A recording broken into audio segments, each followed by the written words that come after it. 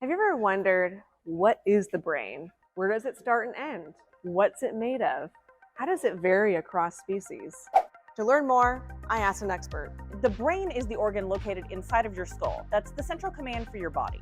It processes input from your senses, it gives you thoughts, it helps control your digestion and sleep, and so much more. Your brain is part of your central nervous system, which also includes your spinal cord and the retinas inside of your eyes. You also have a peripheral nervous system, which is the nerves in the rest of your body. How you divide up the brain depends on the person you ask. Generally, the main regions of the brain include the forebrain, which also includes the cortex, the wrinkly bits on the outside, the midbrain, the brainstem, and the cerebellum. There are lots of different ways of dividing the brain up into more specific regions, including the Brodmann Atlas and the Montreal Neurological Institute Atlas. So we know the main parts of the brain, but I want to know a little bit more, like what's inside of the brain.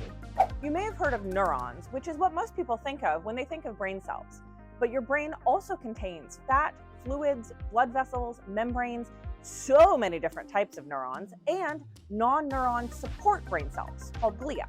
The brain is super complicated, and it contains many different types of cells that all have different properties. Scientists from all over the world are working to understand what all those types of cells are and what their properties are, like their shape and their activity. We've identified over 5,000 different types so far, and we're working to understand them. One of the main things that people notice about the brain is the wrinkles on the outside. This is the cortex. The wrinkles are called gyri, and the valleys in between them are called sulci. These gyri and sulci are in the same basic places in all typically developing human brains. But the locations and the connections between the individual cells are unique to all of us. Everybody's brain is different. But what about brains in other animals? Are they made of the same stuff? We've been talking about the human brain, but lots of different animals have brains. They're all made out of the same basic parts, but not all brains have all cell types or brain parts. And the different types of cells are also different between the different species.